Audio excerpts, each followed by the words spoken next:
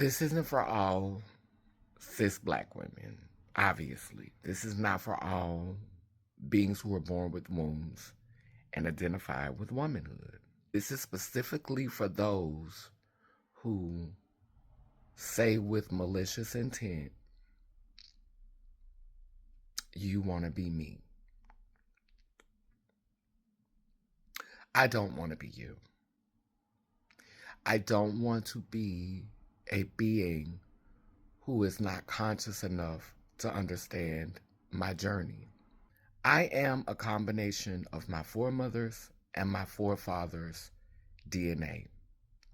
Regardless as to what appendage or genitalia I was born with in this particular incarnation, I have a sovereign right to express that connection to either or both.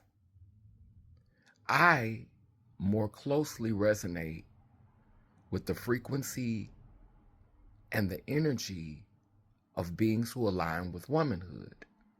And so I chose to change my avatar, my physical being, in a way that is reflective and celebratory of that choice and that embrace.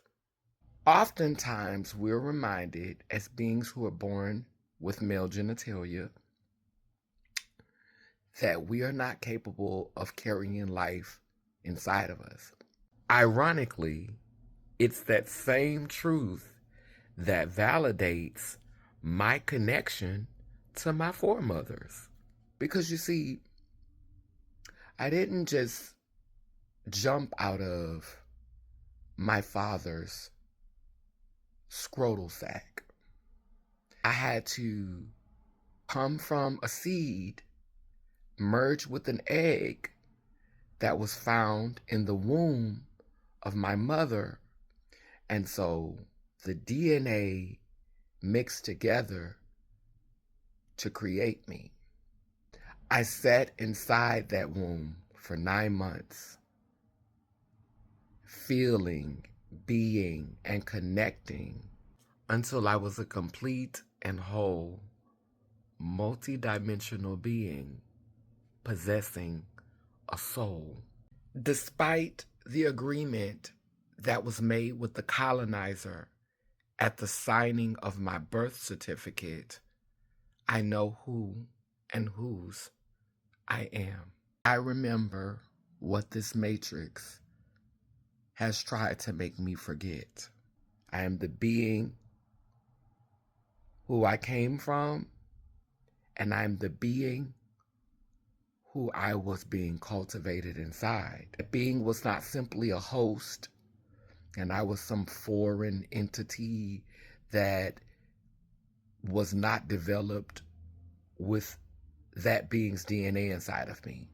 I am that being's DNA, and I am the being's DNA who I came from into that being. And I am those beings that came together to make her, and I am those beings that came together to make him, and so on and so forth.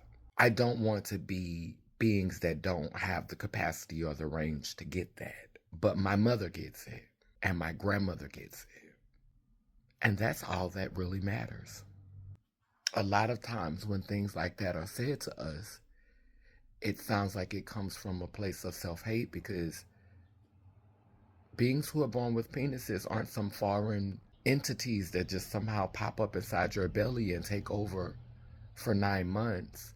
They're a part of you, whether they have a penis or a vagina, or something in between, a mixture, because those variables do exist as well. To be clear, maybe in your last life, you had a penis.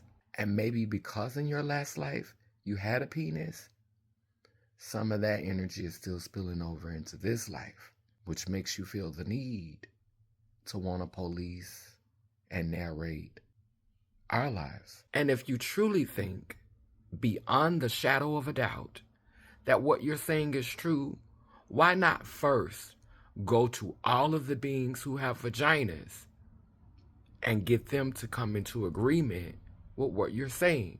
See if they're willing to forfeit their autonomy and their wholeness and say, no, I'm not non-binary. No, I'm not transmasculine. No, I'm not a trans man, to agree with you. Get a consensus amongst all the beings born with vaginas. All of us, because we have vaginas, see ourselves as women. Therefore, we are women. Now, work on making that happen first and then double back.